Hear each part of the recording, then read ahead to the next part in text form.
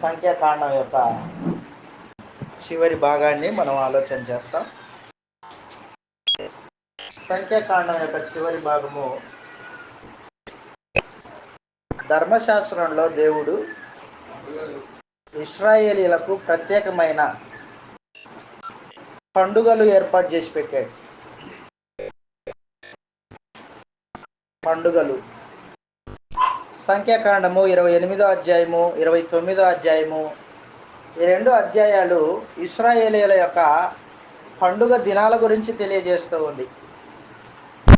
మనం లేవియకాండంలో చదివినట్లుగా ఇశ్రాయేలీలకి సంవత్సరానికి 3 ప్రాముఖ్యమైన పండుగలు ఉన్నాయి. ఒకటి పస్కా పండుగ, 2 గుడారాల పండుగ, 3 పెంతెకోస్తు పండుగ. 3 ప్రత్యేకమైన పండుగలు. ఆ పండుగలలో వారు ఏమేమి బలులు అర్పించాలా అనేది దేవుడు సంఖ్యాకాండం 28వ అధ్యాయము 29వ అధ్యాయంలో వివరించాడు. చదువుతాం ఒకసారి. సంఖ్యాకాండం 28వ అధ్యాయం 1వ వచనంలో, యెహోవా దేవుడు మోషేకు ఇలాగ సెలవిచ్చెను, ఇశ్రాయేలీలతో ఇలాగ ఆజ్ఞాపించుము. అదనమాట. హోమరూపములుగా మీరు నాకు అర్పించు ఆహారములు,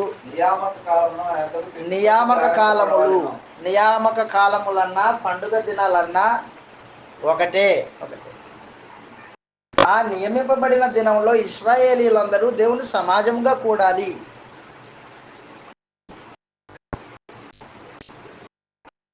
ఆ దినాలలో ఏ అర్పణ ఏ రూపంలో అర్పించాలి అనేది దేవుడు ఒక క్రమాన్ని నేర్పిస్తున్నాడు.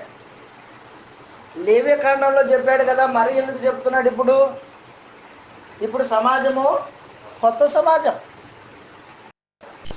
కొత్త సమాజం. పాత సమాజం అంతా ఏమైపోయింది? అరణ్యంలో రాలిపోయింది. మరలా ప్రారంభించాడు అనమాట.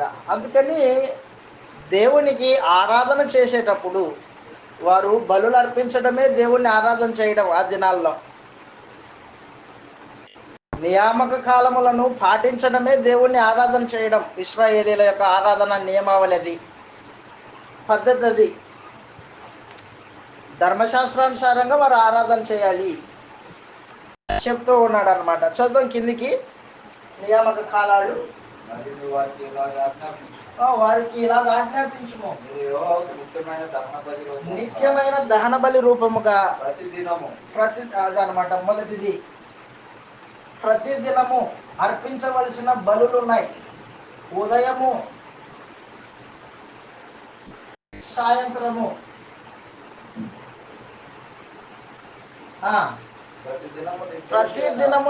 ప్రతిదినమున బలి అర్పించాలి. నిర్దోషమైన ఏడాది 2 మగ గొర్రె పిల్లలను అర్పించాలి.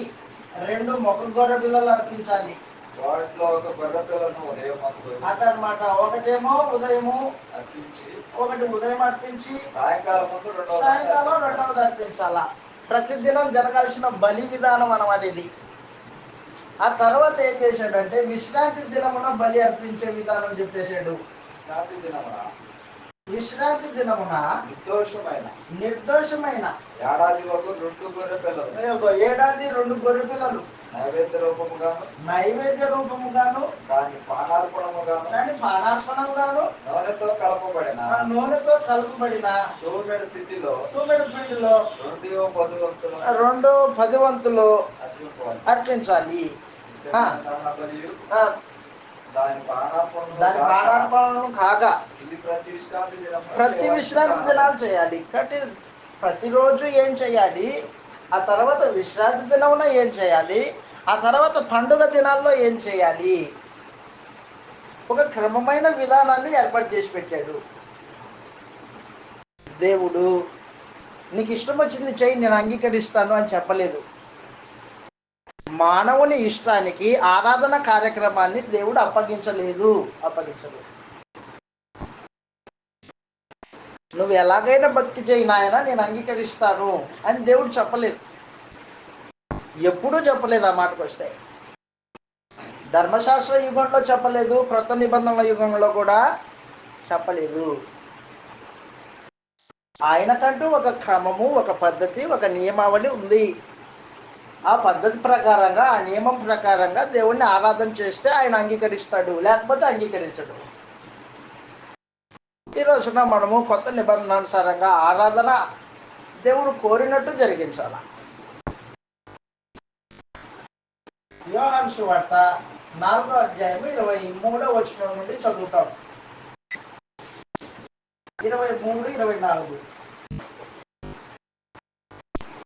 యోహాను సువార్త 4వ అధ్యాయం 23, 24 వచనాల్లో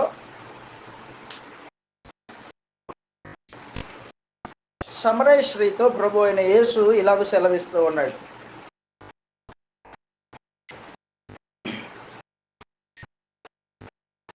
చదవండి ఒకసారి 23వ వచనంలో.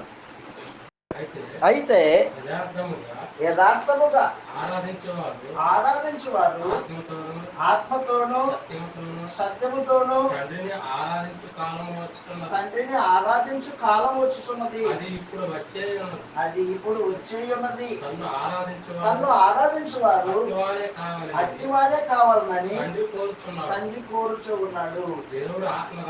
దేవుడు ఆత్మ కనుక ఆయన ఆరాధించువారు ఆత్మతోనూ సత్యంతోనూ ఆరాధింపవలను. నేడు క్రొత్త నిబంధన ఆరాధన దేవుడు చెప్పినట్టు ఆరాధన చేసేవారు యథార్థవంతులై ఉండాలి.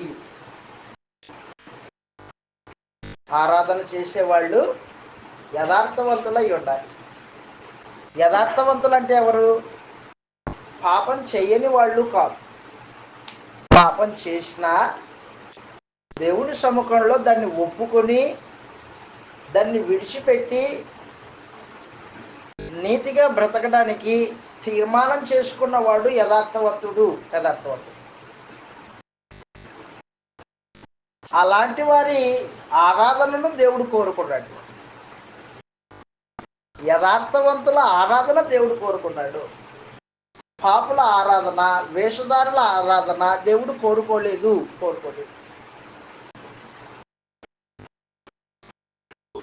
మధ్యాహ్న కాల సమయంలో మనం చూసాం, ఇశ్రాయేలీలు అర్పించు నైవేద్యము దేవుడు అసహించుకున్నాడు. యెషయా గ్రంథం 1వ అధ్యాయం 13వ వచనంలో. ఎందుకు అసహించుకున్నాడు? వారి చేతులు పాపంతో నిండి ఉన్నాయి. యథార్థవంతులు కాదు, వాళ్ళు వేషధారులు. వాళ్ళు శ్రమ వచ్చినప్పుడు దేవుణ్ణి వేడుకున్నారు. శ్రమ పోగానే, తొలగిపోగానే దేవుణ్ణి విడిచిపెట్టి విగ్రహాల వైపుకు తిరిగారు. ఇబ్బంది, బాధ కలిగినప్పుడు దేవా యెహోవా అన్నారు. ఆ బాధ తొలగిపోగానే బయలుదేవతలను ఆరాధన చేశారు. వేషధారులు అన్నమాట, యథార్థవంతులు కాదు. నేడు క్రొత్త నిబంధన ప్రకారంగా దేవుణ్ణి ఆరాధన చేసేవారు యథార్థ హృదయం కలిగి ఆరాధన చేయాల. యథార్థవంతుల ఆరాధన దేవుడు కోరుకుంటున్నాడు. తర్వాత రెండో సంగతి చెప్పాడు, దేవుడు ఆత్మ కనుక ఆరాధించేవారు ఆత్మతోనూ సత్యంతోనూ ఆరాధించాలి అన్నాడు. దేవుడు ఆత్మ. ఆయన ఆరాధన చేసే వాళ్ళు కూడా ఆత్మతోనూ సత్యంతోనూ ఆరాధన చేయాలి. ఆత్మతో సత్యంతో ఆరాధన చేయడం అంటే అర్థం ఏంటి? ఆత్మతో ఆరాధన అంటే అర్థం ఏంటి? ఆత్మతో ఆరాధన అంటే సంపూర్ణమైన హృదయం కలిగి, దాన్ని ఏమన్నాడంటే పూర్ణ హృదయం కలిగి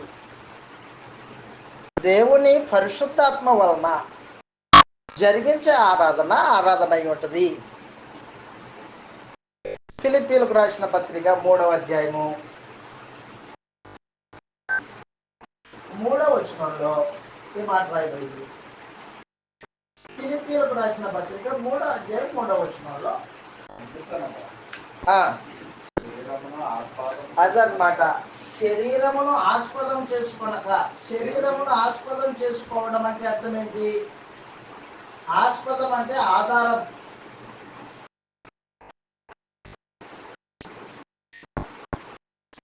ఉదాహరణకి మనుషుడు ఆరాధనలో కూర్చున్నప్పుడు ఏదో ఆత్మ వచ్చినట్లు చప్పట్లు కొట్టి గెంతులేసి ఏదో కొత్త భాష మాట్లాడుతూ తాళాలు ఏవైనా వాయిద్యాలు ఏవైనా ఉన్నాయనుకో మీటుతూ ఉంటాడు, గట్టిగా వాయిస్తూ ఉంటాడు, ఏం పెద్ద ఆత్మ వచ్చినట్టు. దాన్ని అంగీకరించట్లేదు దేవుడు. శరీరంతో చేసే, శరీరము ఉప్పొంగుతూ చేసే ఆరాధన అది ఆరాధన కాదు అన్నమాట.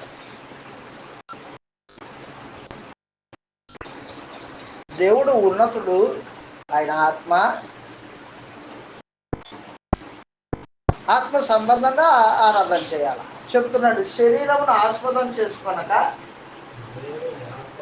దేవుని ఆత్మ వలన ఆరాధించు మనమే సున్నతి ఆచరించు వాళ్ళము అని చెప్పేశాడు. కాబట్టి దేవుని ఆత్మ పరిశుద్ధాత్మ కలిగి దేవుణ్ణి ఆరాధన చేయాలి. భౌతికమైన చేతులతో దేవుడు సేవింపబడి వాడు కాదు. అపోస్తల కార్యములు 17వ అధ్యాయము, అపోస్తల కార్యములు 17వ అధ్యాయం. భౌతికమైన దేవాలయాల్లో దేవుడు ఉండడు. చాలా మందికి ఆరాధన అంటే డెఫినేషన్ తెలియదు. ఆ మాటకు వస్తే డెఫినేషన్ తెలియదు. ఆదివారం ప్రార్థనకు పోయి వచ్చాడు కదా, ఏం చేసి వచ్చావని అడిగితే ఏం చెప్తాడు? ఆరాధన చేసి వచ్చా అంటాడు. ఆరాధన అంటే ఏంటి అని తిరిగి ప్రశ్నించామనుకో ఆ సమాధానం ఉండదు. ఎవరు చెప్తారు ఆరాధన అంటే ఏంటి?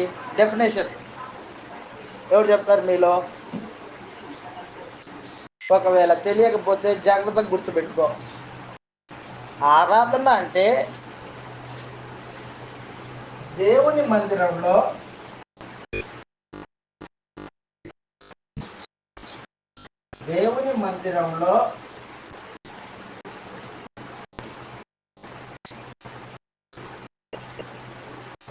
దేవుడు కోరినట్టు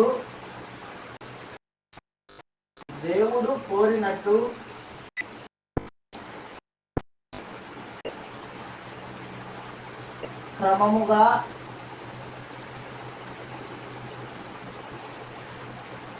జరిగించేది ఆరాధన.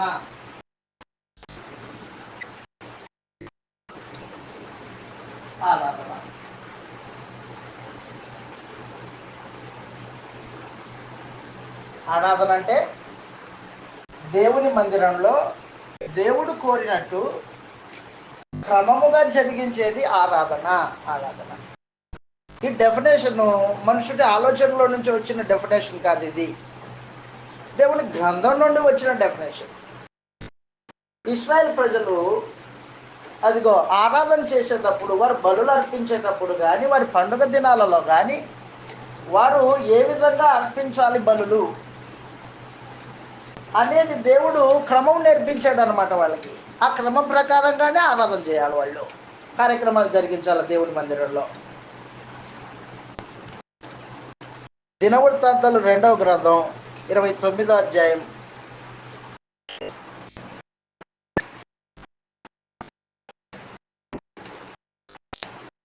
దినవృత్తాంతాలు 2వ గ్రంథం 29వ అధ్యాయము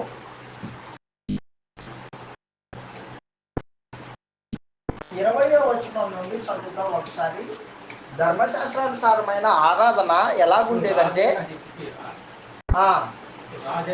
రాజైన హిజ్కియా ఉదయాన్నే లేచి పట్టణపు అధికారులందరినీ పిలిపించి సమకూర్చుకొని అదిగో యెహోవా మందిరమునకు పోయెను. రాజ్యము కొరకును పరిశుద్ధ స్థలము కొరకును పాప పరిహారార్థ బలి చేయుటకై 7 కోడెదూడలను, 7 పొట్టేళ్లను, 7 గొర్రె పిల్లలను, 7 మేక పిల్లలను వాళ్ళు తెచ్చించారు. ఇలాగ తీసుకురమ్మని ఎవరు చెప్పారు? దేవుడు ధర్మశాస్త్రంలో చెప్పాడు. సంఖ్యాకాండం 29, 28 ఈ అధ్యాయులు మనం చదివినప్పుడు దేవుడు చెప్పాడు అనమాట, పండుగ దినాన ఈ కార్యక్రమాలు జరిగించాలని. కాబట్టి దేవుని మందిరంలో దేవుడు కోరినట్టు క్రమముగా జరిగించేది ఆరాధన. చదువుతాం కిందికి. యెహోవా బలిపీఠం మీద వాటిని అర్పించుడని అహరోను కుమారులైన యాజకులకు ఆజ్ఞాపించెను. పరిచారకులు ఆ కోడలను బలులు అర్పించారు. ఒకటి యాజకులు వాటి రక్తం తీసుకొని బలిపీఠం మీద ప్రోక్షించింది. ఆ ప్రకారము వారు పొట్టేళ్లను వధించినప్పుడు ఆ రక్తమును బలిపీఠం మీద ప్రోక్షించింది. గొర్రె పిల్లలను వధించినప్పుడు ఆ రక్తమును బలిపీఠం మీద ప్రోక్షించింది. పాప పరిహారార్థ బలి విషయమై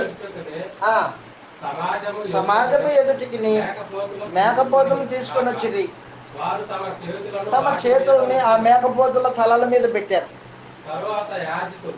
ఎందుకు? పాపము దాని మీద పోయింది అని. సమాజం యొక్క పాపము మేకపోతుల మీదకి వెళ్ళింది చేయబెట్టడం. ఈ రోజున చాలా మంది సువార్థికులు అనుకున్న వాళ్ళు, పాస్టర్లు అనేవాళ్ళు తల మీద చేయబెట్టి ప్రార్థన చేస్తారు.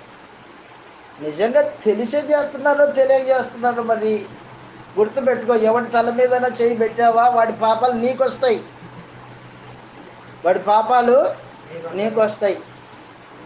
ఆ రోజున మేకపిల్లల తల మీద చేయి పెడితే మేకపిల్లలకి పాపాలు పోయాయనే భావన వాళ్ళకి. కానీ ఈ రోజున నువ్వు ఎవరి తల మీద చేయి పెట్టావో రివర్స్ వస్తాయి ఇటు పాపాలు. తిమోతికి రాసిన మొదటి పత్రిక. తిమోతి, ఎవరి మీదనో హస్త నిక్షేపణం చేయొద్దు నాయనా అని చెప్పాడు దేవుడు. పౌలు పరిశుద్ధాత్మ ద్వారా తెలియజేశాడు. తిమోతికి రాసిన మొదటి పత్రికలో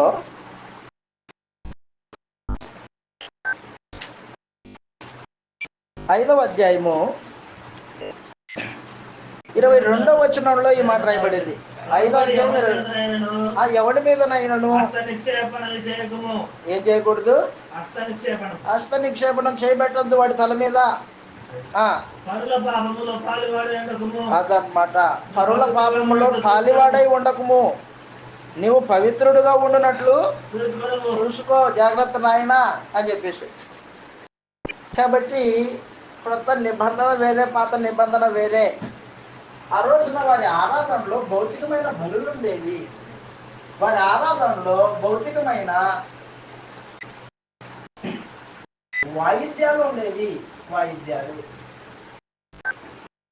3 బూరలు ఊదేవాళ్ళు, 4 పాటలు పాడేవాళ్ళు.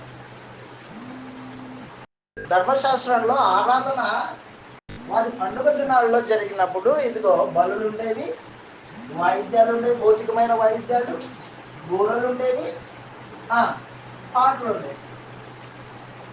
అది వారి ఆరాధన ధర్మశాస్త్రానుసారంగా. మనకు ఆరాధన కొత్త నిబంధన అనుసారంగా అనమాట. కొత్త నిబంధనలో ఈ రోజున బలులు ఉన్నాయా? లేవు. వాయిద్యాలు ఉన్నాయా? లేవు. బూరలు ఉన్నాయా? లేవు. ఇంకేమున్నాయి? పాటలు మాత్రమే ఉన్నాయి. ఇవి కూడా హృదయంతో పాడాలి.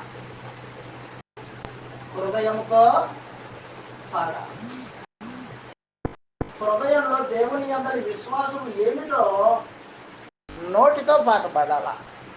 ఈ రోజున ఆరాధన ఆత్మతో ఆరాధన చెప్పినప్పుడు పరిశుద్ధాత్మ కలిగి, యథార్థమైన హృదయం కలిగి, దేవుని అందరి విశ్వాసము నీ హృదయంలో ఏమైతే కలిగి ఉన్నావో అది నీ నోటి ద్వారా స్తుతిగానం చేయాల. ఆరాధన క్రమం మారింది. ఆ రోజున భౌతికమైన గుడారము వారి మందిరము. ఆ తర్వాత సొలొమోను దేవాలయం కట్టాడు. సొలొమోను కట్టిన దేవాలయం వారి మందిరం అయి ఉంటుంది, దేవుని మందిరం అయి ఉంటుంది. ఆ మందిరంలోకి పోయి ఆరాధన చేయాల. ఈ రోజున మందిరము, సంఘంలో జరిగించే ఆరాధన ఆత్మతోనూ సత్యంతోనూ జరిగించాల. అదే చెప్పాడు అనమాట. శరీరమును ఆస్పదం చేసుకొనక ఆత్మతో ఆరాధించు మనమే సున్నతి ఆచరించే వారము అని చెప్పేశాడు. కాబట్టి ఆత్మతో ఆరాధన చేయడం అంటే పరిశుద్ధాత్మను కలిగి దేవుని మందిరంలో, సంఘంలో దేవుడు కోరుకున్నట్టు భౌతికమైన వాయిద్యాలు, భౌతికమైన బూరలు, బలులు దేవుడు కోరుకోలేదు ఈ రోజున. ఆత్మ సంబంధమైన పాటలు పాడాలి అని చెప్పేశాడు. ఆయన కోరినట్టు జరిగించాలి ఆరాధన. కానీ వాయిద్యాలు వాయిస్తారు. ఎవరు కోరారు వాయిద్యాలు? కొత్త నిబంధనలో వాయిద్యాలు ఎవరు కోరారు? దేవుడు కోరలే. మరి నువ్వెందుకు వాయిస్తున్నావు? నీకు ఇష్టం వచ్చినట్లు చేసుకుంటున్నావు. అది భక్తి కాదు, భక్తి కాదు. చదువుతాం, ఇలాగ రాయబడింది. హెబ్రీలకు రాసిన పత్రిక 7వ అధ్యాయము. హెబ్రీలకు రాసిన పత్రిక 7వ అధ్యాయం. యాజక ధర్మము మార్చబడింది, యాజకులు మార్చబడ్డారు. 7వ అధ్యాయము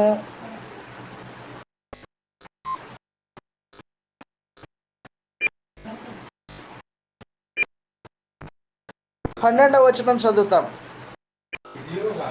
ఇదియుగాక హెబ్రీ పత్రిక 7వ అధ్యాయము 12వ వచనంలో, ఇదియుగాక యాజకుడు మార్చబడిన ఎడల అవశ్యముగా యాజక ధర్మము కూడా మార్చబడింది. ఆ రోజున యాజకులు ఎవరు? ధర్మశాస్త్ర ప్రకారంగా లేవీయులు. లేవీకాండం చదివాం మనం. అహరోను కుటుంబం మాత్రమే ప్రత్యేకించి 11 నుంచి చదువుతాం. రైట్. ఆ లేవీయులు యాజకులై ఉండగా ధర్మశాస్త్రం ఇవ్వబడింది. ఆ యాజకుల వలన ఆ మాట అండర్లైన్ చేసుకోండి. పాత నిబంధన యాజకత్వం వలన సంపూర్ణ సిద్ధి కలుగలేదు. అహరోను క్రమంలో చేరినవాడని చెప్పక మెల్కీసెదెకు క్రమం చొప్పున వేరొక యాజకుడు రావాల్సిన అవసరం ఏమి? యాజకులు మార్చబడ్డారు, యాజక ధర్మం సహా మార్చబడింది. ఇప్పుడు భౌతికమైన 4 గోడల మందిరం కాదు దేవుడు ఉండేది. దేవుడు ఎక్కడ ఉంటాడు? సంఘముగా కూడుకున్న యథార్థవంతుల మధ్యలో దేవుడు ఉంటాడు. యేసు ప్రభువుని రాజుగా అంగీకరించి ఆయన పరిపాలన కింద ఉన్న ప్రజల మధ్యలో దేవుడు ఉంటాడు. 4 గోడలు కాదు. చెట్టు కింద కూర్చో ఆరాధన చేయి, అంగీకరిస్తాడు దేవుడు.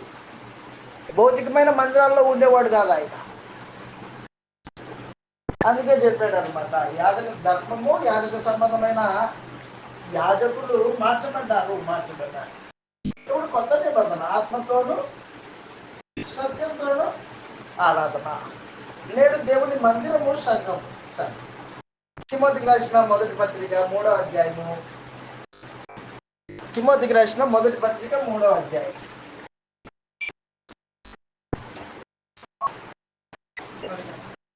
పదిహేనవ వచనంలో దేవుని మందిరము సంఘం. అయినను నేను ఆలస్యం చేసిన ఎడల దేవుని మందిరములో అనగా దేవుని సంఘములో జీవం కలిగిన దేవుని సంఘం ఎలా ప్రవర్తింపవలనో తెలియాలి. కాబట్టి సంఘము దేవుని మందిరం అయి ఉంది. దేవుని మందిరంలో దేవుడు కోరినట్టు ఆయన ఏం కోరాడు? యథార్థవంతుల యొక్క ఆరాధనను కోరాడు. వాళ్ళు ఎలా చేయాలన్నాడు? ఆత్మతోనూ సత్యంతోనూ చేయాలన్నాడు. ఆరాధన ఎలా చేయాలి? ఆత్మతో సత్యంతో. ఆత్మతో అంటే అర్థం ఏంటి? శరీరాన్ని ఆస్పదం చేసుకోనక పరిశుద్ధ ఆత్మతో, దేవుని ఆత్మతో ఆరాధన. ఆత్మతో అంటే అది. 2 సత్యంతో అన్నాడు. సత్యంతో అంటే అర్థం ఏంటి? సత్యం అంటే వాక్యం. వాక్యానుసారమైన ఆరాధన. వాక్యానుసారమైన ఆరాధన. యోహాను సువార్త 17వ అధ్యాయం 17వ వచనంలో, యోహాను సువార్త 17వ అధ్యాయం 17వ వచనంలో, వాక్యమందు వారిని ప్రతిష్ఠ చేయము, నీ వాక్యమే సత్యము అని చెప్పేసి. కాబట్టి వాక్యానుసారమైన ఆరాధన చేయాలి. వాక్యంలో చెప్పింది జరిగించాలి. వాక్యంలో ఏం చెప్పబడింది?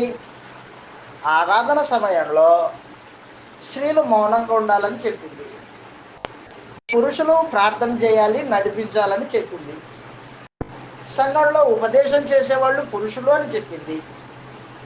ఎవరు పడితే వాళ్ళు ఉపదేశం చేయడానికి లేదు, ఎవరు పడితే వాళ్ళు సంఘంలో ప్రార్థన చేయడానికి లేదు. ఒక క్రమం పెట్టాడు. తిమోతికి రాసిన మొదటి పత్రిక 3వ అధ్యాయము 15వ వచనంలో చెప్పాడు అనమాట. సంఘంలో జనులు ఎలా ప్రవర్తించాలో నీకు తెలియాలా తిమోతి అన్నాడు. తిమోతికి రాసిన మొదటి పత్రిక 2వ అధ్యాయం 8వ వచనంలో ఈ మాట రాయబడింది. 2వ అధ్యాయం 8వ వచనంలో, కావున ప్రతి స్థలమందున పురుషులు కోపమును సంశయమును అదనమాట. ప్రతి స్థలంలో ఎవరు ప్రార్థన చేయాలంట? పురుషులు ప్రార్థన చేయాలా. ఏ పురుషులు? కోపము, సంఘంలో చేర్చబడిన వాళ్ళు. కోపము, సంశయము. సంశయం అంటే అనుమానం, సంశయం. కోపము సంశయము లేని వారై పవిత్రమైన జీవితం, పవిత్రమైన చేతులు అంటే పవిత్రమైన జీవితం కలిగిన వాళ్ళు, వారు ప్రార్థన చేయాలా. ప్రార్థన చేయాలి. స్త్రీలు ప్రార్థన చేయకూడదా? ఆహా లేదు. ఎవరు చెప్పారు? దేవుడు చెప్పాడు. లేదు మా దాంట్లో స్త్రీలు చేస్తారు అట్లయితే నీకు అపోస్తలుల బోధకి సంబంధం లేదు, నీకు నిత్యత్వానికి సంబంధం లేదు, నీకు దేవుడికి సంబంధం లేదు. అంతే. దేవుని మందిరంలో దేవుడు కోరినట్టు క్రమముగా జరిగించేది ఆరాధన అయి ఉంటుంది. ఆరాధన అయి ఉంటుంది. అలా కాకపోతే ఆరాధన కాదు. కాబట్టి ఇశ్రాయేలీయులకి చెప్పినట్టు దేవుడు ఒక క్రమమైన విధానాన్ని ఏర్పాటు చేశాడు. ఆ విధానంలోనే ఆరాధన చేయాలి వారు. ఈ రోజున మనకు ఒక క్రమం ఇచ్చాడు, ఆ క్రమంలో మనం ఆరాధన చేయాలి. ఆ తర్వాత చెప్పాడు, స్త్రీలు మౌనంగా ఉండవలసిందే కానీ సంఘంలో ఉపదేశించుటకైనను పురుషుని మీద అధికారం చేయుటకైనను అవకాశం ఇయ్యను అని చెప్పేశాడు. ఉపదేశించకూడదు, స్త్రీలు మౌనంగా ఉండాల్సిందే. ఆమె ఎంత భక్తిపరురాలైనా సంఘంలో మౌనంగా ఉండాల్సిందే. తిరస్కరించారనుకో, ఎవరిని తిరస్కరించినట్టు? దేవుణ్ణి తిరస్కరించినట్టు, ఆయన పరిశుద్ధాత్మను తిరస్కరించినట్టు, ఆయన వాక్యాన్ని తిరస్కరించినట్టు, దేవుడి మీద తిరుగుబాటు చేసినట్టు, పరిశుద్ధతను సన్మానించినట్టు. మోషే ఏం చేశాడు? చెప్పిన మాట ఇలా తిరుగుబాటు చేశావు మోషే అని చెప్పాడు దేవుడు. ఈ రోజున అనేకులు తిరుగుబాటు చేస్తున్నారు. దేవుడు ఆదివారం ఆరాధన చేయడానికి వచ్చి దేవుడి మీద తిరుగుబాటు చేసే జనాంగం చూశారా మీరు ఎప్పుడైనా? అనేక మంది ఆరాధన పేరుతో నీట్గా రెడీ అయి కూర్చుంటారు, మైక్ పెట్టుకొని ఉపదేశం చేస్తారు. స్త్రీలు ప్రార్థన నడిపిస్తారు, పాటలు నడిపిస్తారు. దాన్ని ఏమంటారు? దేవుడి మీద తిరుగుబాటు చేయడం అంటారు దాన్ని. అది ఆరాధన కాదు. తిరుగుబాటు చేస్తున్నారు వాళ్ళు. తిరుగుబాటు చేయడానికి రెడీ అయ్యి వచ్చి కూర్చున్నారా? ఎంత ప్రమాదం అది. కాబట్టి దయచేసి గుర్తుపెట్టుకో, ఆత్మతో ఆరాధన అన్నప్పుడు పరిశుద్ధాత్మను కలిగి, సత్యంతో ఆరాధన అన్నప్పుడు వాక్యానుసారమైన ఆరాధన. ముందుకు వెళ్దాం. తర్వాత ఏం చెప్పాడంటే 30వ అధ్యాయంలో, సంఖ్యాకాండం 30వ అధ్యాయము, సంఖ్యాకాండం 30వ అధ్యాయం ముగించుకుందాం ఈ రోజున సంఖ్యాకాండాన్ని. సంఖ్యాకాండం 30వ అధ్యాయంలో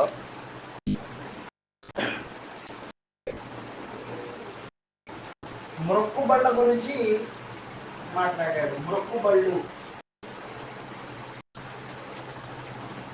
మొక్కుబడి. ఒక ఇంటిలో ఒక కన్యక ఉంది. కన్యక కన్యక కన్యక దేవునికి మొక్కుకుంది, మొక్కుబడి చేసుకుంది దేవుడి సమక్షంలో. ఆమె మొక్కుబడి చేసుకున్న సమాచారం అంతా తీసుకెళ్ళి వాళ్ళ నాన్నతో చెప్పింది. నాయన, నేను దేవునికి ఇలా మొక్కుకున్నాను, అప్పుడు వాళ్ళ నాన్న, వద్దమ్మా ఇది మన చేత కాదు, ఈ మొక్కుబడి దేవునికి చెల్లించలేము అన్నాడు అనుకో, ఈయన మొక్కుకున్న మొక్కుబడి చెల్లదు. దేవుడు దాన్ని సీరియస్గా తీసుకోడు. ఈయన మొక్కుకున్నప్పటికీ వాళ్ళ నాన్న వద్దు అని చెప్పాడు అనుకో, దేవుడు దాన్ని అంగీకరించడు అనమాట. సరేలే క్షమిస్తాడు. ఎందుకంటే స్త్రీ సొంతంగా మొక్కుబడి చేయడానికి లేదు, కన్యక సొంతంగా మొక్కుబడి చేయడానికి లేదు. ఇంట్లో ఉన్నప్పుడు పెళ్లి కాక మునుపు వాళ్ళ తండ్రి ఆమె మొక్కుబడిని అంగీకరిస్తే దేవుడు అంగీకరిస్తాడు. లేదు వాళ్ళ నాన్న వద్దన్నాడు అనుకో, దేవుడు కూడా దాన్ని వద్దంటాడు. ఆమె పెళ్ళయింది, ఇప్పుడు ఇంకో ఇంటికి వచ్చింది. ఇప్పుడు ఎవరి సమక్షంలో ఉంది ఆమె? భర్త యొక్క సమక్షంలో ఉంది. ఈ స్త్రీ దేవుడి సముఖానికి వెళ్ళి మొక్కుకుంది. మొక్కుకుంటే ఇప్పుడు ఆ మొక్కుబడిని చెల్లించాల్సిన బాధ్యత ఎవరిది? భర్తది. భర్త చెల్లించాలా. కానీ భర్త తన స్తోమతని బట్టో లేకపోతే తన ఉన్న పరిస్థితిని బట్టో, అమ్మాయి మనకు వదిలే ఇది అన్నాడు అనుకో, ఆ మొక్కుబడి చెల్లదు.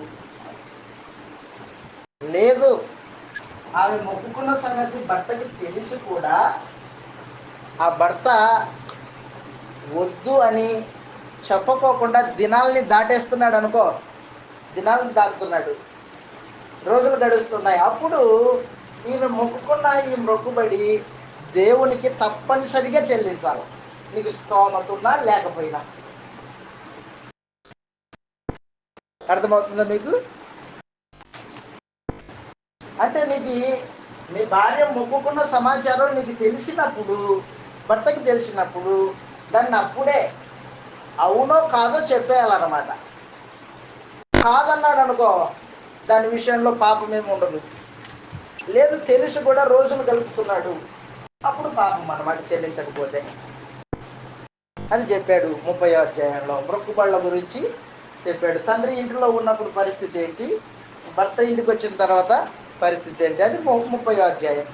తర్వాత 31వ అధ్యాయంలో మనం చదివాము మధ్యాహ్నము. 31వ అధ్యాయంలో ఇశ్రాయేలీయులు మిద్యానీయులతో యుద్ధం చేయడానికి వెళ్ళారు.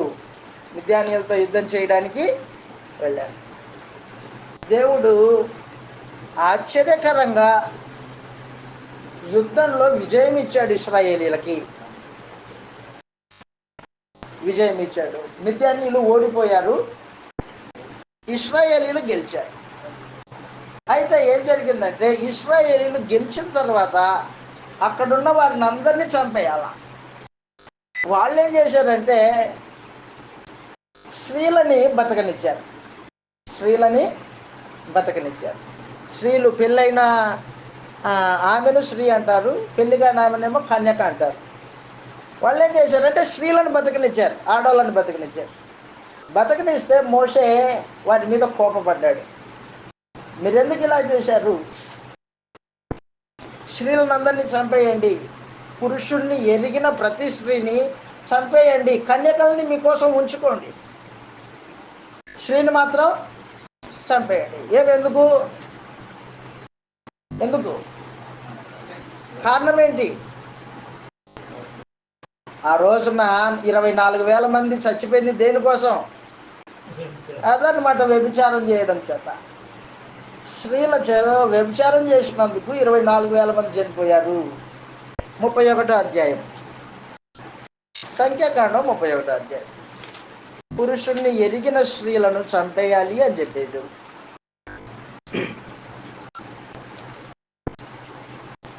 సంఖ్యాకాండము 31వ అధ్యాయము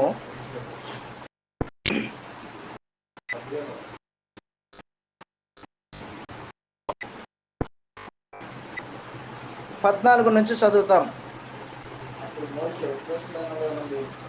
అప్పుడు మోషే యుద్ధసేనలో నుండి వచ్చిన సహస్రాధిపతులను శతాధిపతులకు సేనా నాయకుల మీద కోపపడెను. మోషే వారితో, ఆడవారిని అందరినీ బతికనిచ్చితిరా, ఇదిగో బిలాం మాటను బట్టి పేరు విషయంలో ఇశ్రాయేలీల చేత యెహోవా మీద తిరుగుబాటు చేయించిన వారు వీరు కారా? అందుచేత యెహోవా సమాజంలో తెగులు పుట్టి ఉండెను కదా. కాబట్టి మీరు పిల్లలలో ప్రతి మగవారిని అదనమాట పురుష సంయోగము ఎరిగిన ప్రతి స్త్రీని చంపుడి, ఆడపిల్లను బ్రతకనియండి. మీరు 7 దినములు పాలెం వెలుపల ఉండవలెను. మీలో నరుని చంపిన ప్రతివాడును వారును అదనమాట. కాబట్టి అపరిశుద్ధంతో సమాజంలో చేరకూడదు, అపవిత్రులు సమాజంలో చేరకూడదు. కాబట్టి మీరేం చేస్తారంటే 3 దినాల పాటు బయట ఉండండి. యుద్ధం చేసి వచ్చాం, గెలిచి వచ్చాం, లోపలికి వస్తాం, లేదు బయట ఉండండి. కాబట్టి సమాజము పవిత్రతను గురించి దేవుడు సెలవిచ్చాడు. మరొక మారు పాపం జరగకోకుండా ఉండడానికి పురుష సంయోగం ఎరిగిన ప్రతి స్త్రీని చంపేయండి అని చెప్పేశాడు అన్నమాట. ఇంకొకసారి తప్పు జరగకూడదు స్త్రీల వలన. కాబట్టి 31వ అధ్యాయం అది. ఆ తర్వాత 32వ అధ్యాయము ఇక్కడ ప్రత్యేకమైన ఒక సంఘటన దయచేసి గుర్తుపెట్టుకో. రూబేనీయులకు గాదీయులకు, గాదు గోత్రం వాళ్ళకి, మనస్సే అడ్డగోత్రపు వాళ్ళకి స్వాస్థ్యము ఇవ్వబడింది.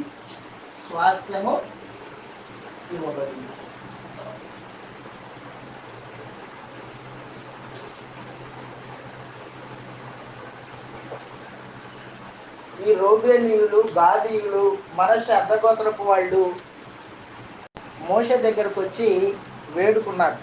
అయ్యా, మాకు పశువుల మంద ఎక్కువ ఉంది, కాబట్టి మేము దూరంగా ప్రయాణం చేయలేము. ఇగో ఈ భూభాగాన్ని, యోర్దాను యువతల మైదానం, మిద్యానీయుల్ని ఓడించారు కదా, ఆ భాగం అంతా మాకు స్వాస్థ్యముగా ఇవ్వండి అని మోషే దగ్గరకు వచ్చి వేడుకున్నాడు. మోషే ఏమన్నాడంటే వద్దు అని చెప్పేసి, వద్దు. వాళ్ళు మరలా బతిమలాడితే సరే ఇస్తాను, అయితే ఒక కండిషన్, ఇశ్రాయేలీలో తక్కిన గోత్రపు వాళ్ళు కనాను దేశాన్ని ఆక్రమించుకునేంత వరకు మీరు వారితో పాటు కలిసి యుద్ధం చేయాలా అని చెప్పాడు అన్నమాట. వారితో పాటు కలిసి యుద్ధంలో పాల్పంపులు పొందాలా. సరేనయ్యా, ఒప్పుకుంటున్నాం. కాబట్టి ఈ రూబేనీయులకు, గాదీయులకు, మనశ్శత్రు గోత్రపు వారికి ఆ భూభాగాన్ని పంచిచ్చాడు మోషే. యోర్దాన్ యువతలే ఉన్నారు, ఇంకా యోర్దాన్ ఉన్నది దాంట్లో. మోషే చనిపోతాడు, ఇక 2 నెలలు గ్యాప్ ఉంది. ఆ 2 నెలల గ్యాపు ద్వితీయోపదేశ కాండంలో చదువుతాం మనం రేపటి దినమున. ఇంకా 2 నెలలు బతుకుతాడు మోషే. ఆ 2 నెలలు బతకడానికంటే ముందుగానే రూబేనీయులకు, గాదీయులకు, మనశ్శత్రు గోత్రపు వారికి స్వాస్థ్యాన్ని పంచివ్వడం జరిగింది. 32వ అధ్యాయము వారి స్వాస్థ్యమును గురించి, వారు తక్కిన ఇశ్రాయేలుతో పాటు యుద్ధం చేసే నియమం గురించి మాట్లాడబడింది. 32వ అధ్యాయం 1వ వచనం నుండి. గాదీయులకును మందలు ఉండేను గనక యాజేరు ప్రదేశమును, గిలాదు ప్రదేశమును మందలకు సరైన స్థలమని తెలుసుకొని ఎలియాజరును ఆ ప్రధానులతో అతారోతు, యాజేరు, నిమ్రా, ఎష్బోను, ఏలాలే, షేబాము, నేబో, జేయోను, బేయోను స్థలములు అనగా యెహోవా జయించిన దేశమందలకు తగిన ప్రదేశము. అదనమాట వచ్చి వేడుకుంటాం, మీ సేవకులైన మేము మందలు కలిగిన వాళ్ళం కాబట్టి ఈ స్థలం అంతటిని మాకు ఇప్పించు, స్వాస్థ్యంగా ఇవ్వు బతిమాడుకున్నారు. ఒక మాట, వీళ్ళు ఇక్కడ స్వాస్థ్యం పొందితే తక్కిన మిగతా 9 గోత్రాల వాళ్ళు, 9.5 గోత్రం వాళ్ళు ఏమంటారు? తిరుగుబాటు చేయరా? చేస్తారు.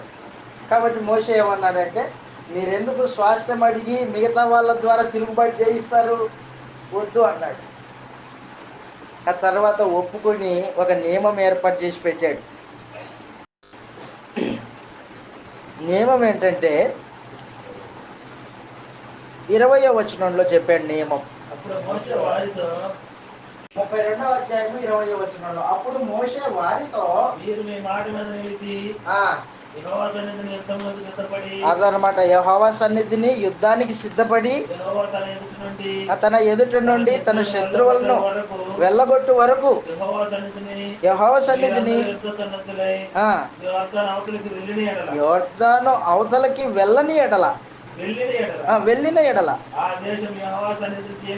జయింపబడిన తర్వాత మీరు తిరిగి వచ్చి యెహోవా దృష్టికి, ఇశ్రాయేలు దృష్టికి, అదనమాట స్వాస్థ్యమగును. పాపం చేసిన వారు అవుతారు గనుక అని తెలుసుకొనుడి. కట్టుకొని మాట చొప్పున చేయవలెను. గాదీయులను చేస్తామండి. సరే, వాళ్ళు ఒప్పుకున్నారు కాబట్టి ఆ రోజున మోషే ఏం చేశాడంటే వారికి భాగాలు ఇచ్చాడు. అది 32వ అధ్యాయం. 33వ అధ్యాయంలో ఇశ్రాయేలీయుల యొక్క ప్రయాణం చేసిన స్థలాలు అన్నమాట. అవి ప్రయాణం చేసిన స్థలాలు, ఎక్కడి నుంచి ఎక్కడికి ప్రయాణం చేశారు చదివాం మనం ఉదయకాలంలో. వారి ప్రయాణము స్థలాలు అవి. 33వ అధ్యాయం 1వ వచనం, మోషే అహరోనుల వలన తమ సేనల చొప్పున ఐగుప్తు దేశంలో నుండి బయలుదేరి వచ్చిన ఇశ్రాయేలీయులు చేసిన ప్రయాణములు ఇవి. అదనమాట చేసిన ప్రయాణాలు. నేనేమో అనంతపురంలో ట్రైన్ ఎక్కితే ఇంటికి వచ్చాను, ఒకే ట్రైనే. లేదనుకో బస్సు ఎక్కి రావాలి. బస్సు ఎక్కడి నుంచి ఎక్కడ ఎక్కగల? అటు నుంచి కర్నూలు వచ్చి, కర్నూలు నుంచి మళ్ళీ బస్సు ఎక్కాలి ఇటు వినుకొండ నుంచి ఇటు, లేదా విజయవాడ డైరెక్ట్ బస్ ఎక్కాలి. అలాగున వాళ్ళు ఏం చేశారంటే ఒక్కొక్క స్థలం దగ్గర ఎగలాగా వచ్చారు. ఆ స్థలాలు సంచార క్రమాన్ని రాశాడు అనమాట. 33వ అధ్యాయం అంతా అదే సంచార క్రమము అన్నాడు. ఆ తర్వాత 34వ అధ్యాయంలో దానికంటే ముందు 33వ అధ్యాయంలో ఒక విషయాన్ని మనం చూసి 34కి వెళ్దాం.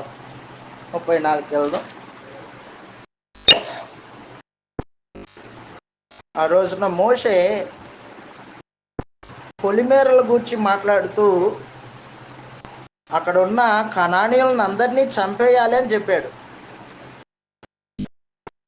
50వ వచనం, 33వ అధ్యాయం 50వ వచనంలో, యోర్దాను సమీపమైన మోయాబు మైదానంలో అది మోషేకి ఇలా సెలవిచ్చెను, ఇశ్రాయేలుతో ఇట్లను, యోర్దాను దాటి హారాను దేశము చేరిన తర్వాత ఆ దేశ నివాసులందరినీ మీ ఎదుటి నుండి ఏం చేయాలి? వాళ్ళని వెళ్ళగొట్టి వారి సమస్త ప్రతిమలను నాశనం చేసి, వారి ప్రతిమలను, బొమ్మలను, విగ్రహాలను నాశనం చేసి, వారి పాదవిగ్రహములను అన్నిటిని నశింపజేసి, వారి ఉన్నత స్థలములను అన్నిటిని పాడు చేసి, ఆ దేశం స్వాధీనపరుచుకొని గాలిలో నివసింపవలెను. దానిలో నివసింపవాలి. దాన్ని స్వాధీనపరుచుకున్నట్లు ఆ దేశాన్ని నేనే మీకు ఇస్తున్నా. మీరు మీ వంశముల చొప్పున చీట్లు వేసి స్వాస్థ్యముగా పంచుకొనవలెను. ఎక్కువ మందికి ఎక్కువ స్వాస్థ్యము, తక్కువ మందికి తక్కువ స్వాస్థ్యము ఇవ్వవలెను. ఎవరి చీటి పడునో అదనమాట. కొట్లాడడానికి లేదు, గొడవ పడడానికి లేదు, మాకు అది ఇది అని గొడవ పడడానికి లేదు. చీటీలు వేస్తారు. చీట్లు ఏ స్థలం మీద వచ్చా ఆ గోత్రానికి ఆ చీటీ ఆ స్థలము అప్పగిస్తారనమాట. అయితే ఇక్కడ ఒక పెద్ద కండిషన్ పెట్టాడు దేవుడు. ఏం పెట్టాడంటే అయితే మీరు అదనమాట మీ ఎదుట 55వ వచనం అది వాళ్ళందరినీ ఏం చేయాలి? నువ్వు వెళ్ళగొట్టాలా, వారి ప్రతిమల్ని నాశనం చేయాలా, వారి ఉన్నత స్థలాల్ని నాశనం చేయాలా. ఒకవేళ మీరు వెళ్ళగొట్టలేదు అనుకో, వారిలో ఎవరిని ఉండనిచ్చేదారో, మీరు ఎవరైతే ఉండనిస్తారో వారు మీ కన్నులో ముళ్ళుగాను మీ పక్కల్లో శూలములుగాను ఉండి, అది మీ పక్కలో శూలములుగాను ఉండి మీరు నివసించు ఆ దేశములో మిమ్మల్ని బాధ పెట్టెదరు. మరియు నేను వారికి చేయ తలంచినట్లు మీకు చేస్తా, గుర్తుపెట్టుకో అన్నాడు. వారికి ఏం చేశానో మీకు కూడా చేస్తుంది. మీరేం చేయాలా? వారిని సంపూర్ణంగా వెళ్ళగొట్టాలా, వారి ప్రతిమల్ని నాశనం చేయాలా, వారి ఉన్నత స్థలములను కొట్టేయాలా, పడగొట్టాలా. మీరు అలా కొట్టలేదనుకో వాళ్ళు ఉండనిస్తారు. వాళ్ళు మీ దగ్గర ఉంటే మీ కన్నులో ముళ్ళు ఉంటే ఎట్లుంటుంది బాధ? అలాంటి బాధ ఉంటుంది. పక్కలో శూలం ఉంది, అక్కడ జరగడానికి లేదు, ఇక్కడ జరగడానికి లేదు, శూలాలు ఉన్నాయి పక్కన. కాబట్టి మీరేం చేయాలి? సంపూర్ణంగా వారిని వెళ్ళగొట్టాల. ఈ రోజున మనకు క్రైస్తవులంగా దేవుడిచ్చిన ఆజ్ఞ ఏంటంటే మనము అవిశ్వాసులతో జోడుగా ఉండకూడదు. వారి విగ్రహాలతో సంబంధం పెట్టుకోకూడదు, వారితోనే సంబంధం పెట్టుకోకూడదు. ఆ మాటకు వస్తే వారితో సంబంధం పెట్టుకోవద్దు. అన్యజనుల్ని సంతోషపరచాలని ఆలోచన చేయొద్దు. ఎప్పుడైతే అన్యజనుల్ని సంతోషపరచాలని ఆలోచన చేస్తావో దేవునికి విరోధంగా తప్పు చేస్తావు, పాపం అది. చదువుతాం, ఇలాగ రాయబడింది కొరింథీయులకు రాసిన 2వ పత్రిక 6వ అధ్యాయం 16వ వచనంలో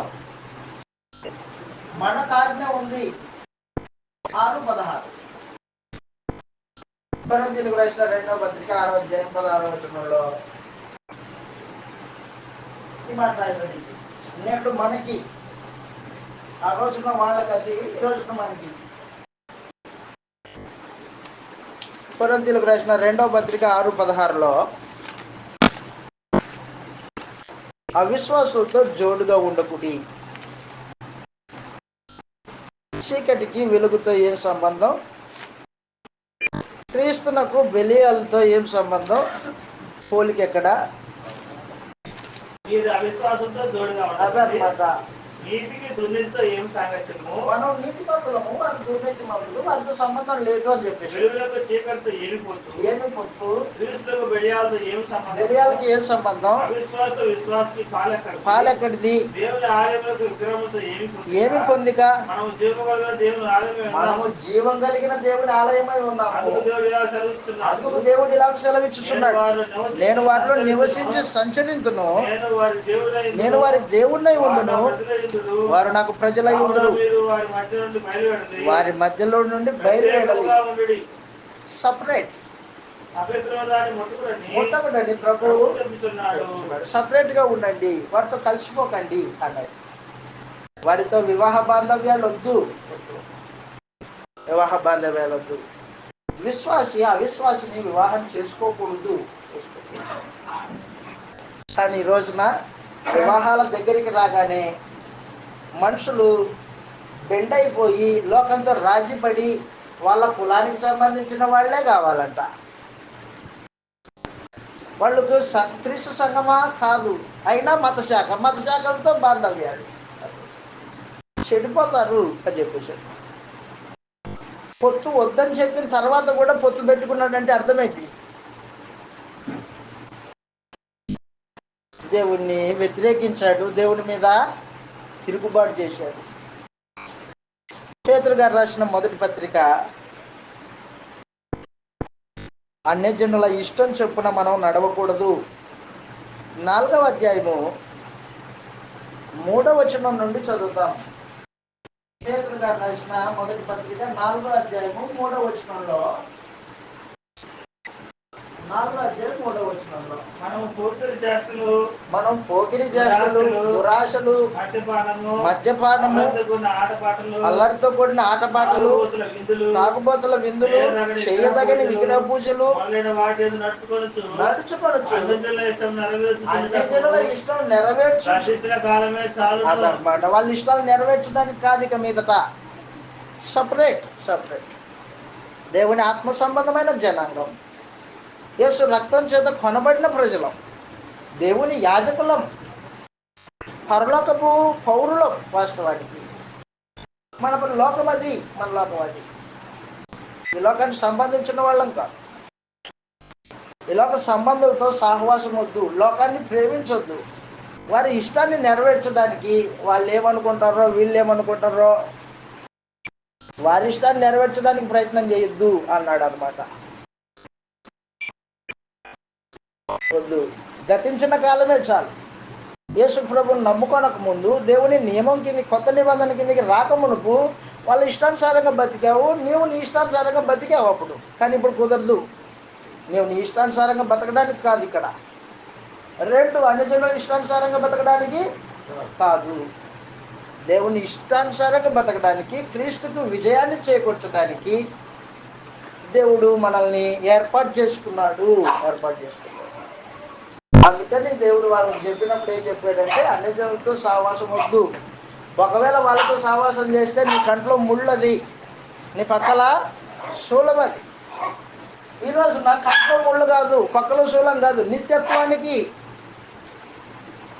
నిత్యత్వం చేరుకోలే వాళ్ళతో సహవాసం చేస్తే. నిత్యత్వము తారుమారు అయిపోతుంది వాళ్ళతో సహవాసం చేస్తే. ఆ తర్వాత చెప్పాడు, తర్వాత ఏమన్నాడంటే, సంఖ్యాకాండం 35వ అధ్యాయం, 34వ అధ్యాయంలో, 34వ అధ్యాయం, సంఖ్యాకాండం 34వ అధ్యాయంలో కనాను దేశము యొక్క పొలిమేరలు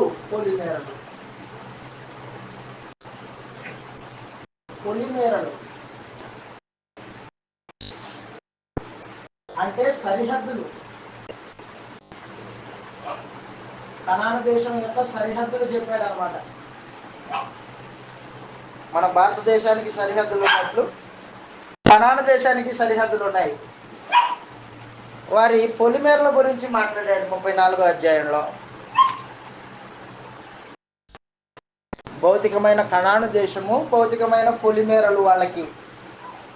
ఈ రోజున మనకి కొత్త నిబంధన అనుసారంగా పొలిమేరలు ఏంటివో, సరిహద్దులు ఏమన్నా ఉన్నాయా? మనకి సరిహద్దులు ఉన్నాయా? ఉన్నాయి. మనకు సరిహద్దులు ఉన్నాయి. పొలిమేరలు ఉన్నాయా? ఉన్నాయి. ఏంటివి? శరీర సంబంధంగా బ్రతకకూడదు. మనం లోకాన్ని ప్రేమించకూడదు. ఆత్మానుసారంగానే జీవితాన్ని కొనసాగించాలా. శరీర సంబంధమైన వాటి మీద మనసు పెట్టుకోకూడదు. ఆత్మ సంబంధమైన వాటి మీదనే మనసు పెట్టుకోవాలా. రోమీయులకు రాసిన పత్రిక 8వ అధ్యాయం, మన పొలిమేరలు చూడండి ఒకసారి. రోమీయులకు రాసిన పత్రిక 8వ అధ్యాయం. పొలిమేర దాటితే చచ్చిపోతావు సమాచారం అది.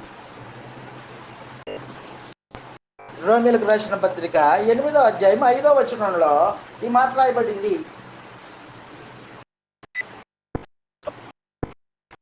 రోమీయులకు రాసిన పత్రిక 8వ అధ్యాయం 5వ వచనంలో అదనమాట, శరీరానుసారులు. అది శరీర సంబంధమైన వాటి మీద మనసు పెట్టేవాడు పొలిమేర దాటాడు ఏమైపోతాడు? చచ్చిపోతాడు. చదువుతాం, రాయబడింది అక్కడ. శరీరానుసారులు, శరీర విషయం మీద మనస్సులు, ఆత్మానుసారులు ఆత్మ విషయం మీద మనసుందరు, శరీరానుసారమైన మనస్సు మరణం. అదిగో సావు. అది సావు భౌతికమైన సావు కాదు, అది ఆత్మ సంబంధమైన సావు. అది నిత్యాగ్ని దండన. ఒకప్పుడు శరీరం యొక్క మనసు యొక్క కోరికలు నెరవేర్చుకునేవాడివి, ఇప్పుడు పొలిమేర మార్చాడు, సరిహద్దులు ఏర్పాటు చేసి పెట్టాడు. ఇప్పుడు సరిహద్దు క్రీస్తు నందు ఒక పరిధి ఏర్పాటు చేసి పెట్టాడన్న. నీ జీవిత విధానము, నీ జీవన శైలి క్రీస్తు సంఘంలో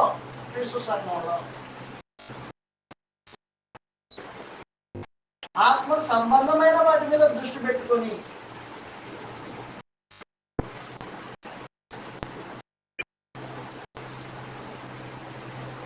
నిత్య జీవాన్ని నిరీక్షిస్తూ, నిత్య జీవము నిరీక్షణ కలిగి మన పొలిమేరలు. నీకు అర్థమయ్యిందో లేదో యేసుప్రభుని నమ్మిన తర్వాత పొలిమేరల సంగతి. చాలా మంది పొలిమేరలు దాటి జీవిస్తూ నేను కూడా క్రీస్తులో ఉన్నానని భ్రమపడే మనుషులు ఉన్నారు. పొలిమేర దాటిన వాడు క్రీస్తు సంబంధి కాదు. వాస్తవానికి క్రీస్తు నందు ఒక పరిధి ఏర్పాటు చేసి పెట్టాడు. క్రీస్తు సంబంధులు క్రీస్తు సంఘంలో, ఆయన శరీరం అనే సంఘంలో ఆత్మ సంబంధమైన వాటి మీద మనసు పెట్టుకుని నిత్య జీవము నిరీక్షణ కలిగి బతుకుతారు. పైనున్న వాటిని వెతుకుతారు, భూ సంబంధమైన వాటిని వెతకరు. కొలస్సీలకు రాసిన పత్రిక 3వ అధ్యాయం 1వ వచనంలో మనము అదనమాట, క్రీస్తులో కూడా లేపబడిన వారైతే పైనున్న వాటి మీదనే కానీ భూ సంబంధమైన వాటి మీద మనసు పెట్టుకొనకుడి. కాబట్టి మనసు ఎక్కడ ఉండాలా? పరలోక సంబంధమైన వాటి మీద. పరలోక సంబంధమైన వాటి మీద మనసు పెట్టుకున్నవాడు భూ సంబంధంగా ఆలోచన చెయ్యడు. భూ సంబంధంగా ఆలోచన చేసేవాడు దేవునికి విరోధి. పొలిమేర దాటాడు అదనమాట. కాబట్టి దయచేసి గుర్తుపెట్టుకో, క్రొత్త నిబంధన క్రైస్తవుడు ఆరాధన విధానం వేరే, జీవన శైలి వేరే, సరిహద్దులు వేరే. లోకాన్ని ప్రేమించేవాడు సరిహద్దు దాటాడు. లోకాన్ని ప్రేమించడము దేవునికి వ్యతిరేకమైన కార్యక్రమం. యోహాన్ గారు రాసిన మొదటి పత్రిక 2వ అధ్యాయం 15వ వచనంలో మనకి ఇవన్నీ సింపుల్ గా ఉండొచ్చేమో కానీ గుర్తుపెట్టుకో, సావు తర్వాత నిత్యత్వము తారుమారు అవుతుంది. మనమేమనుకుంటామంటే సింపుల్ గా దినచర్యలో దాటుకుంటూ పోతుంటాం. పట్టించుకో. గ్రంథం యొక్క సీరియస్నెస్ ని మనం పట్టించుకో. దేవుని యొక్క ఖచ్చితత్వాన్ని మనం పట్టించుకో. దాటిపోతూ ఉంటాం, క్షమిస్తాడులే అనుకుంటాం. పొరపాటు అది. దేవుని యొక్క సీరియస్నెస్, ఆయన గ్రంథం యొక్క పరిధిలో జీవితాన్ని కొనసాగించడం అనేది ప్రాముఖ్యమైన సమాచారం. అది యోహాన్ గారు రాసిన మొదటి పత్రిక 2వ అధ్యాయము 15వ వచనంలో ఈ మాట్లాడబడింది. 15వ వచనంలో మనకు సరిహద్దులు ఉన్నాయి. ఈ లోకంలో అయినను, లోకంలో ఉన్నవాటిని అయినను ప్రేమింపకుడి. ఎవడైనా లోకమును ప్రేమించిన ఎడల తండ్రి ప్రేమ వారిలో ఉండదు. లోకంలో ఉన్నదంతా అనగా అదిగో శరీరాశ, నేత్రాశ, జీవపు డబ్బు. ఇవి తండ్రి వల్ల ఉంటున్నవి కాదు, లోక సంబంధమైనవే. గతించును కానీ దేవుని చిత్తం జరిగించేవాడు నిరంతరం నిల్చును. కాబట్టి శరీరాశ, నేత్రాశ, జీవ కుటుంబం కలిగిన వాడు క్రీస్తు శరీరం అనే సంఘంలో లేడు. లోకాన్ని ప్రేమించేవాడు క్రీస్తు సంబంధి కాదు. శరీర ఇచ్చలు కోరికలు నెరవేర్చుకునేవాడు క్రీస్తు సంబంధి కాదు. పరిధి దాటిన వాడు దేవుని సంబంధి కాదు. ఒక మాట గుర్తుపెట్టుకో, ఎప్పటికీ అపోస్తలుల బోధను దాటిన వాడు సరిహద్దు దాటాడు. అపోస్తలుల బోధను దాటి నడుచుకోకూడదు. చివరిగా అపోస్తలుల బోధ, ఆ బోధకు భిన్నముగా లేదా ఆ బోధను దాటుకొని బ్రతికేవాడు సరిహద్దు దాటాడు, దేవుని వ్యతిరేకి. యోహాను గారు రాసిన 2వ పత్రిక ఒకే అధ్యాయం ఉంది, చెబుతూ ఉన్నాడు. 2వ పత్రిక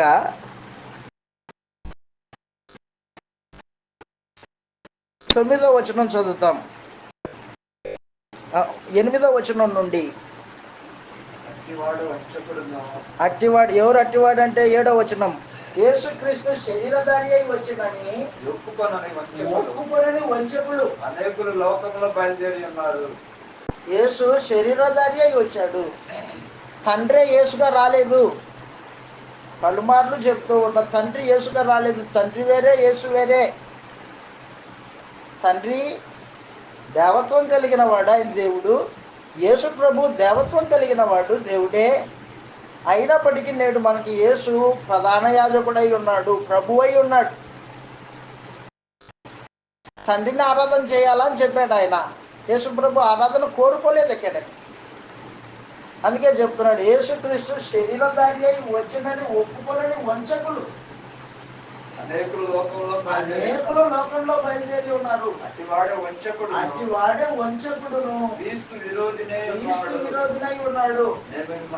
నేను మీ మధ్యను నెరవేర్చిన కార్యములు, అది అపోస్తలుల యొక్క కార్యాలు, వారు చేసిన కార్యక్రమాలు చెడగొట్టుకోకుండా మీరు పూర్ణ ఫలం పొందినట్లు జాగ్రత్తగా చూసుకోండి. క్రీస్తు బోధ యందు నిలిచి ఉండగా దాన్ని విడిచి ముందుకు సాగు ప్రతివాడును దేవుణ్ణి అంగీకరింపని వాడు, ఆ బోధ యందు నిలిచి ఉండేవాడు అతనివాడ. కాబట్టి బోధ, అపోస్తలుల బోధ మనకు ఒక పరిధి. క్రీస్తు ప్రభు సంఘము మనకు ఒక పరిధి, సరిహద్దు. దాన్ని దాటిపోకూడదు. అపోస్తలుల బోధ దాటిపోకూడదు. శరీరానుసారంగా బ్రతకూడదు. 3 సరిహద్దులు చూపించాను మీకు. 3 సరిహద్దులు. 1, క్రీస్తు సంఘాన్ని విడిచిపెట్టకూడదు. 2, లోకంతో సహవాసం చేయకూడదు, సరిహద్దు మీరినట్టు.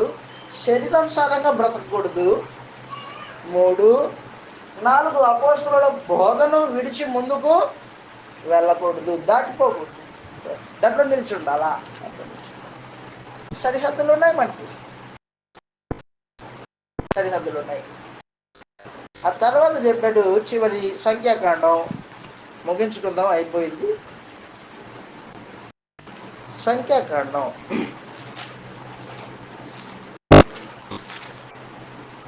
35వ అధ్యాయం.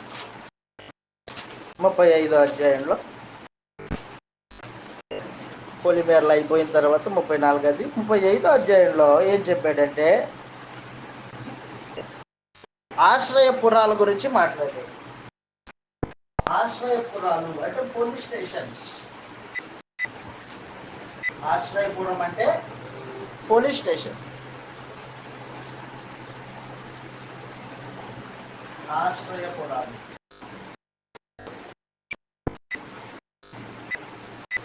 ఆశ్రయపురాలు ఇశ్రాయేలీయుల యొక్క గోత్రాల మధ్యలో లేవీయుల యొక్క గ్రామాలని ఆశ్రయపురాలు అంటారు. ఇశ్రాయేలీయుల యొక్క గోత్రాల మధ్యలో లేవీయుల యొక్క గ్రామాలని ఆశ్రయపురాలు అంటారు. ఎన్ని? 48.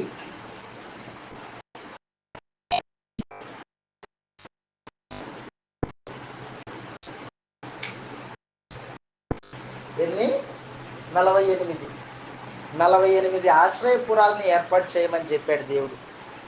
ఎందుకోసం ఈ ఆశ్రయపురాలు? లేవీలు నివాసం ఉండడానికి ఒకటి, 2 ఎవరైనా కానీ అనాలోచనగా ఎదుటి వ్యక్తిని హత్య చేశాడు అనుకో, అనాలోచనగా పొరపాటున, ఉదాహరణకి 2 వ్యక్తులు కట్టెలు కొడుతున్నారు, కట్టెలు కొడుతుంటే ఒక వ్యక్తి గొడ్డలి జారి ఇంకో వ్యక్తి మీద పడింది, చచ్చిపోయాడు. కావాలని చంపాడా? లేదు, అనాలోచనగా జరిగింది. అప్పుడు ఈ గొడ్డలి చేత చంపబడిన వ్యక్తి అక్కడ చనిపోయి ఉంటాడు. ఆ గొడ్డలి జారిపోయింది కాబట్టి ఇతను ఏం చేయాలంటే పారిపోయి ఆశ్రయపురంలో తలదాచుకోవాలి. ఆశ్రయపురం పోలీస్ స్టేషన్ అన్నమాట. పోలీస్ స్టేషన్లో ఉంటే భద్రత ఉంటుంది. చనిపోయిన వారి బంధువు కానీ, చనిపోయిన వారి సహోదరుడు కానీ, ఇదిగో ఆశ్రయపురంలో చేరిన ఇతన్ని చంపకూడదు, విడిచిపెట్టాలి. ఎంత మేరకు? ఆనాటి యాజకుడు చనిపోయేంత వరకు పోలీస్ స్టేషన్లోనే ఉండాలి. ఆ వ్యక్తి, ఆనాటి యాజకుడు చనిపోయేంత వరకు పోలీస్ స్టేషన్లోనే ఉండాలి. చనిపోయాడు అనుకో, విడుదల పొందాడు అనమాట. బయటికి రావచ్చు, సొంత ఇంటికి వెళ్ళిపోవచ్చు. కాబట్టి ఆశ్రయపురాలు దేని కోసం అంటే, ఒకటి లేవి యాజకుల కోసము, 2 పొరపాటున హత్య చేసిన వాడికి, వాడు దాచుకోవడానికి,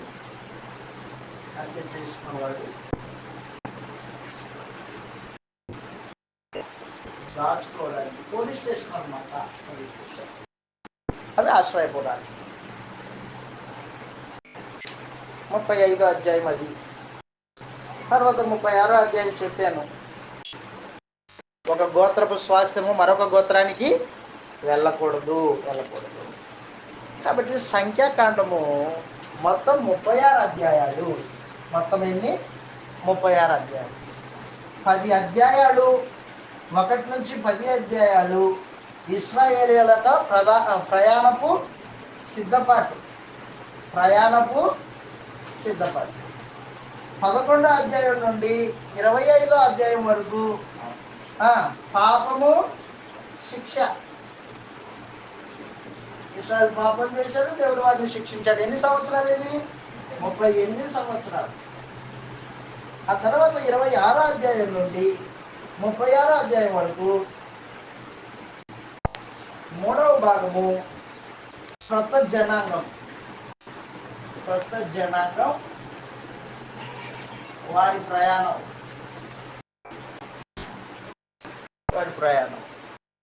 ఆ మధ్య అధ్యాయాల్లో చక్కటి సంగతులు మిగుతాయటగా. కాబట్టి గ్రంథమును అర్థం చేసుకుంటూ, దేవుని మనస్సును అర్థం చేసుకుంటూ, ఆనాడు ఇశ్రాయేలీయులు దేవునికి విరోధంగా బతికినారు. ఈ రోజున మనం అలా ఉండకూడదు. వారు ఆశించినట్టు చెడ్డవాటిని ఆశించకూడదు. వారు కనాను దేశానికి ప్రయాణమయ్యారు, కానీ వారు కనాను దేశంలో ప్రవేశించలేకపోయారు. దేవునికి ఇష్టలుగా ఉండకపోయిరు గనక దేవుడు వారిని అరణ్యంలో రాల్చేశాడు.